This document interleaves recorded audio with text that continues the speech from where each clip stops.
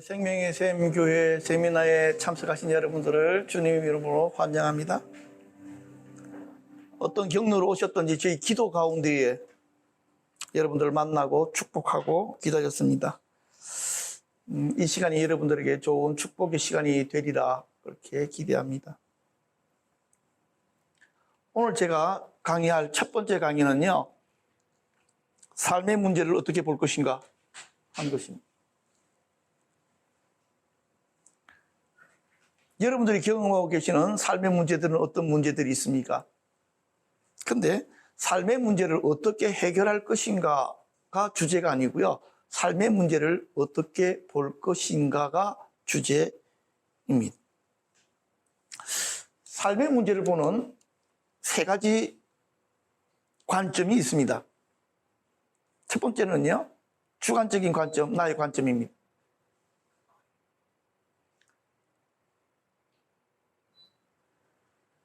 두 번째로는요, 우리의 관점, 객관적인 관점입니다. 세 번째가 하나님의 관점입니다. 문제를 어떻게 보느냐에 따라서 답이 달라진다는 것 여러분들 잘 아시잖아요. 지금 여러분들이 겪고 있는 삶의 문제는 여러분들의 관점으로 봤을 때의 해답과 또한 다른 사람들이 봤을 때의 관점으로 봤을 때의 해답과 하나님께서 보셨을 때의 해답은 각기 다르게 나타나게 될 것입니다. 어떤 친구가 옆에 있는 자기 다른 친구에게 이렇게 이야기했답니다. 아우, 저 사람은 너무 문제가 많아. 그러니까 그 친구가 또한 이렇게 대답하더라는 것입니다. 너도 문제가 많아. 그러니까 자기 자신의 문제들은 잘 못 보는 거죠, 그렇죠? 다른 사람은 이렇게 잘 볼 수가 있는데. 화성에서 온 남자, 금성에서 온 여자라는 아주 굉장히 스테디셀러가 된 책이 있습니다. 이 책에서 설명하려고 하는 것은 남자와 여자가 얼마나 다른가, 차이점이 있는가라는 것을 보여줍니다. 화성에서부터 온 남자와 금성에서부터 온 여자가 지구라는 별에 만나가지고 사랑에 빠지고 결혼할 때쯤에는 어떤 일들이 벌어집니까? 예, 환상이 깨어지고 우리가 너무 다르다라고 하는 부분들로 갈등을 있게 됩니다. 지혜로움이라는 것은요, 상대방의 관점에서 보기 시작하는 것입니다. 그런데 이제 제가 보니까 좀 이런 것은 있는 것 같아요. 뭐냐니까 여자들은 남자들이 자기 입장에서 봐주기를 원해요. 자, 그런데 남자들도 그 부분에 있어서는 똑같거든요. 여자가 남자 입장에서 봐주기를 원한다고요. 그런데 여자가 남자 입장에서 봐주는 것에 대해 가지고는요, 좀 뭐랄까요, 오래된 것이라고 그렇게 이야기를 하고, 당연히 남자가 여자 편에서 봐주는 것은 현대적인 것이다, 이렇게 이야기를 하더라는 것입니다. 그것은 뭐 지금 주제가 아니니까 깊이 다룰 필요는 없습니다. 그러나 중요한 것은 지혜로움은 상대방의 관점을 이해하는 것입니다. 자, 그런데 그것을 넘어서서 오늘 우리가 함께 다룰 부분은 무엇이냐니까요, 바로 하나님의 관점에서 나의 삶의 문제를 보기 시작하는 것에 있습니다. 한 사례를 제가 말씀을 좀 드려볼게요. A 집사님은 올해 40세 중반이 된 여자분입니다. 이분의 어린 시절 이야기는 옛날 70년대의 연속 방송국에나 나올 법한 내용인데요. 한량으로 무능한 아버지와 그런 남편 때문에 평생 징글 맞을 정도로 고생만 하며 살아온 불쌍한 엄마 사이에서 자라났습니다. 아버지는 엄마가 정말 피땀 흘려서 벌어온 돈을 어떻게 해서든지 빼내서 그 돈으로 술을 먹고 노름을 했습니다. 어느 날은 아버지가 A 집사님의 학교 납부금까지 들고 나가서 그다음부터는 소식이 끊겨져 버렸습니다. 1년 동안이나. 그리고 1년 후에 마치 아무런 일도 없었다는 듯이 다시 집으로 돌아와서 또한 이전과 동일한 그런 삶을 살았습니다. 이런 환경 속에서 A 집사님은 마음속에 작심을 하게 됩니다. 이 지옥 같은 집을 벗어나기 위해서 내가 할 수 있는 유일한 일은 공부를 열심히 하는 것이다. 죽도록 열심히 공부해서 장학금을 받으면서 학교를 다녔습니다. 좋은 대학도 나왔고요. 좋은 대학원도 나왔습니다. 그리고 좋은 직장까지 얻었습니다. 생활이 안정되어졌습니다. 그런데 30대 중반이 될 때까지 결혼할 마음이 전혀 없었습니다. 왜 그랬을까요? 아버지를 통해서 알게 되어진 그 결혼 생활이라는 것 지긋지긋했기 때문에 그렇습니다. 그런데 한 남자가 이 A 집사님을 지극정성으로 따라다녔습니다. 수없이 거절했지만 포기하지 않고 자신에게 헌신적인 사랑을 표현하는 그 남자에게 마음이 열리기를 시작했습니다. 그 남자의 학벌이나 경제적인 조건들이 좀 부족하지만 그럼에도 불구하고 이렇게 나를 사랑하는 사람이 있는데 내가 구태여 그렇죠? 거부할 까닭이 있겠느냐라는 마음으로 결혼을 하게 됩니다. 행복했을까요? 행복하리라고 생각했던 그녀의 삶은 첫째 아이를 낳으면서 산산이 깨트려지게 됩니다. 그동안 남편이 숨겨왔던 경제적인 문제가 드러나기를 시작한 것입니다. 그 경제적인 문제는 그 남편의 불성실, 무능, 무책임으로 말미암은 것이었고 결국에는 남편이 직장에서 해고를 당하게 됩니다. 남편은 매일같이 포금했고요. 그것을 제지하는 자신에게 나중에는 손찌검까지 하는 일이 벌어지게 되어졌습니다. A 집사님은 그제서야 알았습니다. 아버지 같은 사람 만날까 봐 결혼이라는 것은 상상도 하지 못하다가 30대 중반에야 겨우 결심하게 되었는데 내가 꼭 내 아버지 같은 사람을 만나게 되었구나. A 집사님은 어린 시절이 다시금 재현되어지고 있는 그런 상황을 보면서 가슴이 떨렸습니다. A 집사님은 이 상황을 어떻게 해야 할지를 고민하고 있습니다. 이 A 집사님의 문제를 우리는 어떤 문제로 봐야 될까요?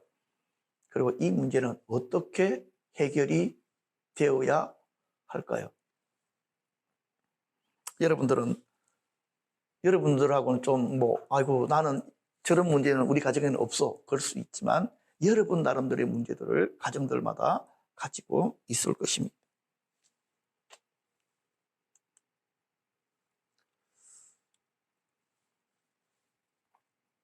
성경에 보면요. 예수님과 제자들이 배를 타고 호수를 건너는 장면이 등장을 합니다.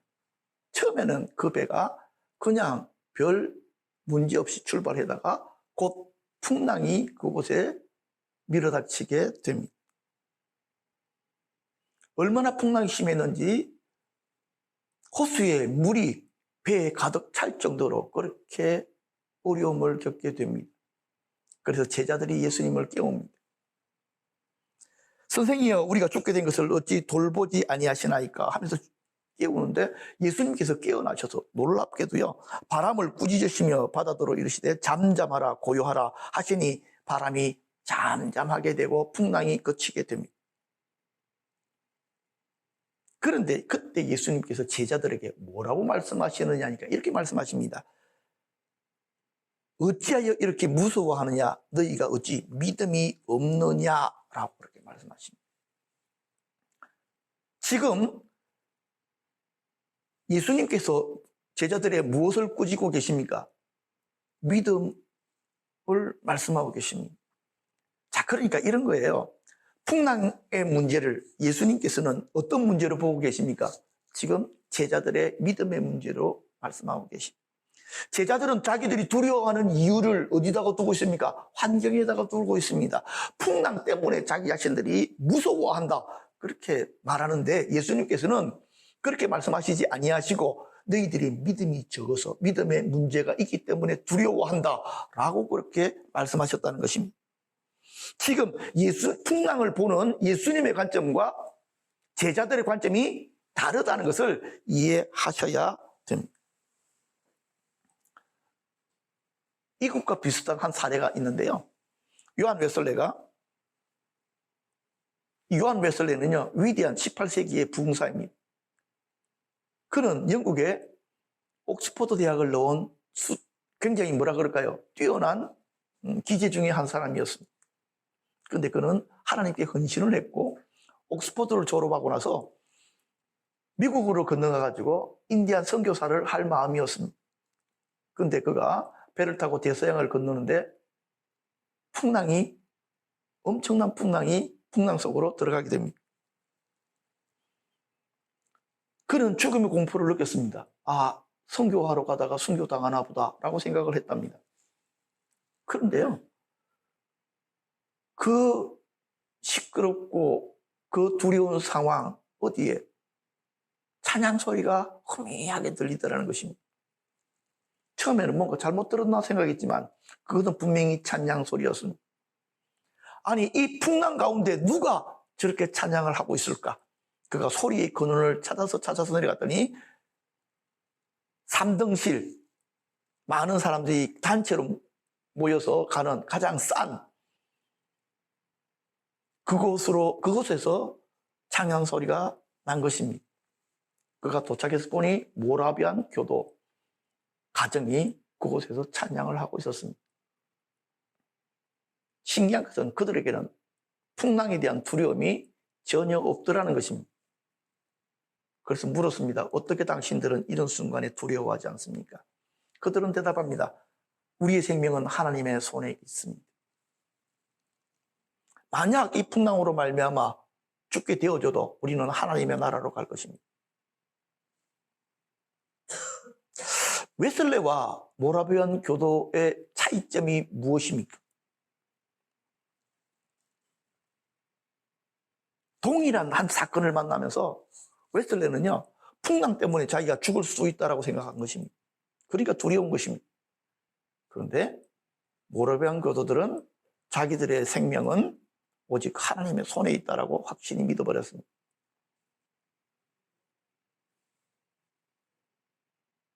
어떻게 보느냐에 따라서 나타나는 반응이 완전히 다릅니다.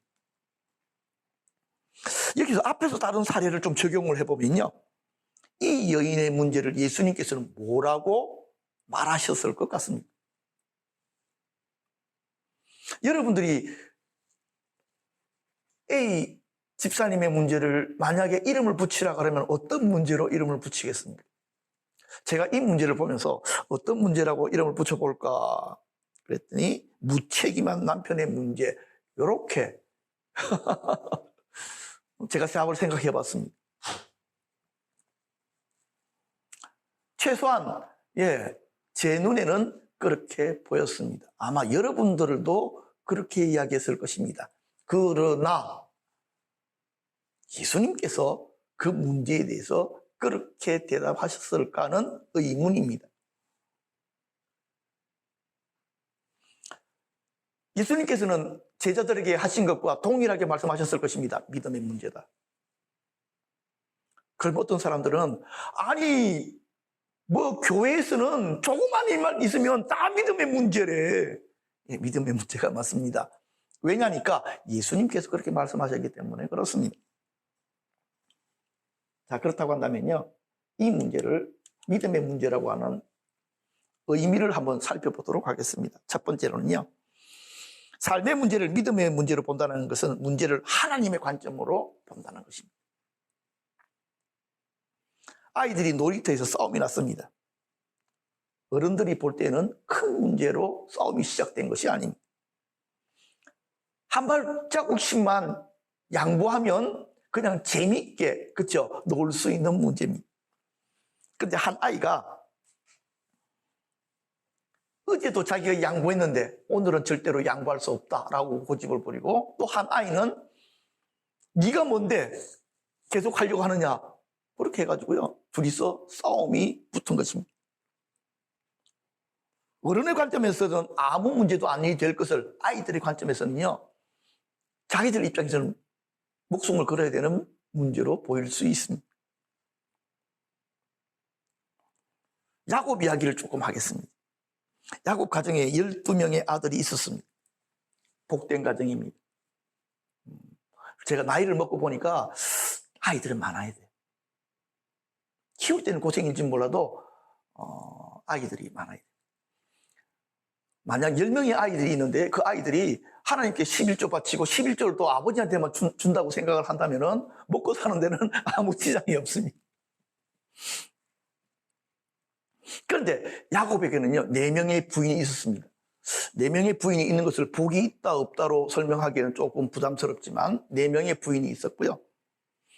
그런데 이 야곱이는요, 오직 한 아이에게만 편애를 했습니다. 그의 이름은 요셉이고요. 11번째 아들입니다. 그런데 여러분 생각을 한번 해보십시오. 아버지가 한 아이만 편애를 하면 나머지 있는, 특히 다른 배에서 난 형들이 기분이 어떨 것 같습니까? 당연히 좋지 않습니다. 좋지 않은 정도가 아니고 아버지가 보지 아니할 때 형들이, 그쵸? 이지매를 할 것이 안 봐도 눈에 선합니다. 아마 그랬을 것입니다. 툭툭 치기도 하고 말로서 이렇게 괴롭히기도 하고 여러 가지 형태들로 괴롭혔을 것입니다. 근데 이 요셉에는요, 정말 뭐라 그럴까, 아버지한테 모든 것을 다 일러다가 바쳤습니다. 그러면 이 아버지는, 편애하는 이 아버지는 요셉이 편에 들어가지고 형들을 엄청나게 혼을 냈습니다. 이런 일들이 그 가정에 계속해서 반복이 되어졌습니다. 그러다가 어느 날 큰 사건이 벌어지게 되는데, 형들이 먼 지역에서 양들을 치고 있는데 아버지가 요셉을 심부름을 보냅니다. 그런데 형들이 자기에게 심부름 온 요셉을 보는 순간 어떤 마음이 들었겠습니까? 아버지도 근처에 계시지 않기 때문에 그동안 응어리였던 것들로 아마 되게 여러 가지로 요셉을 괴롭혔을 것입니다. 근데 문제는요, 괴롭히고 나서가 문제입니다. 요놈을 그냥 집으로 보냈다가는, 그쵸, 어떤 일이 벌어질까 눈앞에 선한 것입니다. 그래서 그 중에 한 명이 형이 이야기합니다. 요거 죽여버리자. 안 그러면 집에 가서 아버지한테 일러 바치면 우리는 도저히 살 수 없을 정도가 될 것이다. 그렇게 해서 요셉이를 마른 부둥이에 일단 집어 던져버렸습니다. 아마 요셉이는 울면서 형들에게 요청했을 것입니다. 제발 여기서 건져달라고. 다음부터는 절대로 아버지에게 이르지 않을게. 지금 오늘 일어난 일은 내가 무덤까지 가지고 갈게. 근데 형들은 잘 알았습니다. 저 주둥아리는 어디 가서도 절대로 열쇠로 잠기지 않는다. 그래서 형들 사이에 이제 분쟁이 벌어졌습니다. 어떻게 해야 될 것인가, 이 아이들을 놓고. 한 명은 죽여버리자. 한 명은 아니다, 데리고 가야 된다. 그러다가 우연하게 자기들 옆을 지나가는 미디안 상인을 보게 되어졌습니다. 그래서 그 중에 한 사람이 어떤 아이디어를 내게 됩니까? 동생을 죽이지도 않고 처리하는 방법. 미디안 상인에게 요셉을 팔아버립니다. 요셉이 그렇게 애굽으로 팔려갔습니다. 어떤 마음으로 요셉이가 팔려갔을까요? 사람들에게 있어서 가장 큰 상처는요, 거부당하는 것입니다. 형들에게 맞은 정도는 아무것도 아닙니다. 형들 손에 팔려서 끌려갈 때 그는 좌절했을 것이고 절망했을 것입니다. 그리고 분노했을 것입니다. 만약 내가 아버지 집으로 돌아갈 수만 있다면 형들 내 손에 다 뒤졌어. 아마 그렇게 다짐하고 다짐했을 것입니다. 그러나 집으로 돌아가는 일은 없었습니다.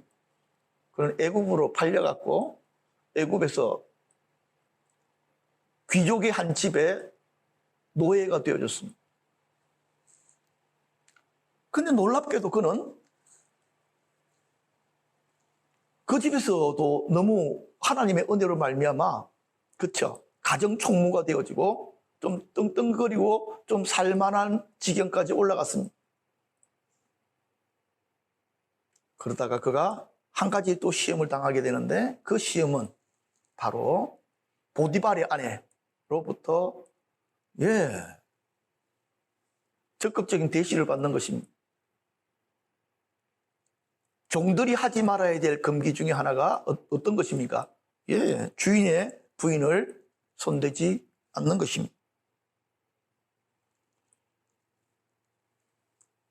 요셉의 잘생긴 얼굴에 반한 보디발의 아내가 아무리 추궁거려도 요셉은 거절하고 거절했습니다. 그러다가 어느 날 과감하게 그 요청을 뿌리치자 그것에 마음 상한 보디발의 아내는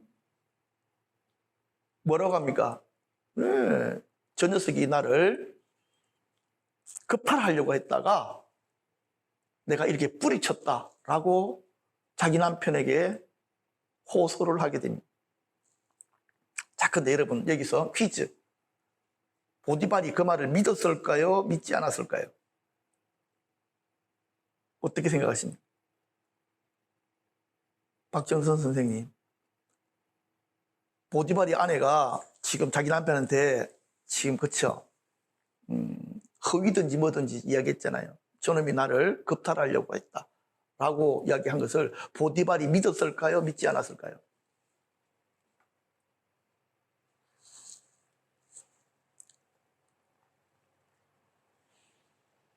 믿었다면 요셉은 죽었습니다. 보디발은 알았습니다. 무엇을? 이 일이 사실이 아니라는 것을. 그럼에도 불구하고 자기 아내가 고발한 일이기 때문에 그것을 처리를 해야 했습니다. 그래서 죽이지 않고 감옥에다가만 가두어 두어버렸습니다. 왜? 더 다른 말이 퍼지지 않게 하기 위해서. 감옥에 들어간 요셉은 할 수 있는 게 기도밖에 없었습니다. 그리고 이 요셉은 그 기도 가운데에 그의 영이 열려졌고, 그리고 다른 사람들의 꿈을 해석해 주는 능력을 얻게 됩니다. 예언적인 능력이 회복된 것입니다. 그러다가 관원장들의 꿈들을 해석해 주게 됩니다. 그렇죠? 떡 맞던 관원장과 술 맞던 관원장, 그리고 그 해석으로 말미암아 나중에 바로의 꿈을 해석함으로 말미암아 애굽의 총리가 됩니다. 바로가 꾼 꿈은요, 7 이삭의 꿈과 7 암소의 꿈입니다. 이 꿈의 내용은 7년의 풍년이 오고 그 다음에 7년의 기근이 올 것이라고 하는 예언적인 꿈이었습니다. 이 꿈을 해석해 주자 바로는 압니다. 무엇을? 요셉이 보통 사람이 아니라는 것을. 그리고 7년의 풍년을 잘 준비해서 7년의 기근을 넘게 할 수 있는 사람이라는 것을 압니다. 그래서 그를 애굽의 총리로 세운 것입니다. 우리가 생각할 때 바로가 애굽의 총리로 세우면 세우는 거지. 근데 여러분, 그는 기적적인 일입니다. 예를 들어서 이런 말 하면 좀 뭐하지만 아프리카에서 한 아이가 우리나라로, 그렇죠, 종으로 팔렸는데 그 아이가 갑자기 우리나라 국무총리가 되는 것과 똑같은 일입니다. 현실에서는 거의 일어나지 않을 만한 일이 실제로 그곳에서는 일어났습니다. 자, 그런데 말입니다. 7년의 기근이 시작되어지자 어떤 일들이 벌어지겠습니까? 그 기근을 예측하지 못했던 사람들은 먹을 것이 다 떨어지게 됩니다. 그리고 애굽에만 곡식이 있다는 소식을 듣고 각 양의 사람들이 곡식을 사기 위해서 애굽으로 몰려오기 시작합니다. 그 중에 요셉의 형들이 있었습니다.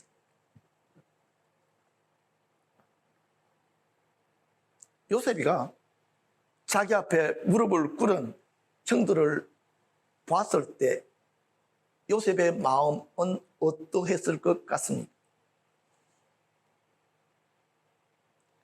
상처 입은 사람들은요, 그 상처와 관련되어진 사건이나 상황을 만나거나 사람을 만나게 되어지면 그때 기억이 고스란히 살아나게 됩니다. 이걸 트라우마라고 부르는 것입니다. 그때 자기를 버리던 그 형, 자기를 팔아먹은 그 형들이 지금 자기 앞에 있습니다. 아마 치를 떨었을 것입니다. 그런데 요셉은 그들에게 보복하지 않습니다. 왜냐면요, 그가 그 과거의 그 상처 입은 그 사건을 하나님의 관점에서 봤기 때문에 그렇습니다.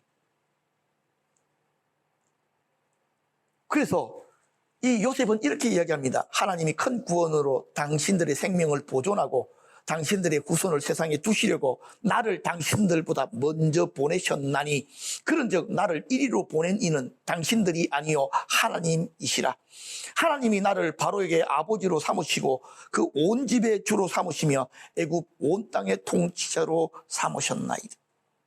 요셉이 하나님의 관점으로 자기의 과거의 상처의 문제들을 볼 때 비로소 전체적인 그림이 이해가 되더라. 우리 삶의 문제를 믿음의 문제로 본다는 것은 하나님의 관점으로 본다는 것입니다. 이해가 잘 안 되고 왜 내가 이런 일을 겪어야 되고 이런 삶을 살아야 되는지 나의 관점에서는 이해가 안 되는데 하나님의 관점에서 보니까 이해가 되더라.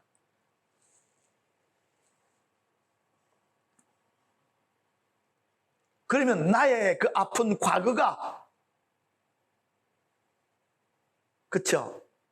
내가 이전에 해석했던 그 아프고 힘든 그것이 나를 상처 입혔던 그 사건이 지금 내가 가지고 있던 생각과는 다른 답을 가지고 내게 다가올 수 있다. 여러분 그렇게 생각하십니까? 예, 그렇습니다. 우리 삶의 문제를 믿음의 문제로 보는 것은 하나님의 관점으로 보는 것입니다. 두 번째로는 삶의 문제를 믿음의 문제로 본다는 것은요, 이 문제를 부르심의 사건으로 본다는 것입니다. 하나님이 그 사건을 통해서 우리를 뭐 하신다고요? 부르신다고요. 야, 정신 차려. 네가 나를 떠났기 때문에 그런 일들을 겪는 거야. 네가 내게로 오면 네 삶에 자유함이 있을 것이야. 네 삶에 평안함이 있을 것이야. 하나님께서는 사건을 통해서 우리를 뭐 하신다고요? 자기에게로 부르신다 하는 것입니다. 마태복음 10장 29절에 보니까 참새 두 마리가 한 아사리온에 팔리지 않느냐. 그러나 너희 아버지께서 허락하지 아니하시면 그 하나도 땅에 떨어지지 아니하리라. 하나님이 허락이 없이는 이 땅에 어떤 일도 일어나지 않습니다. 내가 겪고 있는 삶의 문제, 어떤 의미로 보면 하나님이 허락하신 것입니다. 무엇 때문에 그런 문제를 허락하셨느냐? 나를 하나님께서 부르시기 위해서 그 문제를 허락하셨다는 것입니다. 삶의 문제를 그렇게 볼 때에 오히려 이 삶의 문제가 이 풍랑인연하여 주께로 더 빨리 가는 것처럼 그것이 여러분들의 삶을 변화시키는 계기가 됨을 여러분들이 이해하시기를 바랍니다. 누가복음의 탕자의 비에 보니까요, 탕자가 아버지를 떠나서 배가 고플 때는요 쥐염 열매를 찾았는데요, 정말 죽을 지경이 되어져서는 아버지를 생각했답니다. 여러분들이 조금 어려우면 여러분 나름대로 어떤 삶의 방법을 찾으려고 하지만 진짜 죽을 지경이 되어지면 하나님을 찾게 되어져 있습니다. 삶의 문제는 하나님께서 우리를 부르시는 부르심, 이것을 여러분들이 이해하시기를 바랍니다. 그래서 평소에 기도를 살살 하던 사람들도 삶의 문제를 만나면 기도를 세게 하게 되어져 있습니다. 그래서 하나님께서 삶의 문제를 통해서 우리를 부르십니다. 세 번째는요, 삶의 문제를 믿음의 문제로 본다는 것은요, 성경 안에서 답을 찾는다는 것입니다.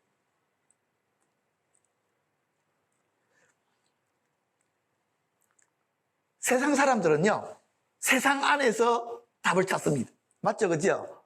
그런데 예수쟁이들은요, 삶의 문제의 답을 성경 안에서 찾으려고 합니다.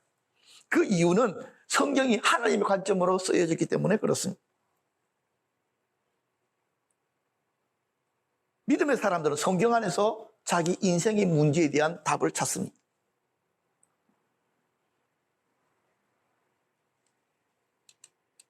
우리가 디모데후서 3장 16절 17절 읽어볼까요? 시작. 모든 성경은 하나님의 감동으로 된 것으로 교훈과 책망과 바르게 함과 의로 교육하기에 유익하니 이는 하나님의 사람으로 온전하게 하며 모든 선한 일을 행할 능력을 갖추게 하려 함이라. 아멘. 그렇습니다. 성경 안에 우리 인생에 대한 답이 있습니다. 그런데 내 삶의 문제를 어떤 문제로 볼 때에만, 믿음의 문제를 볼 때에 성경 안에서 답을 찾게 됩니다.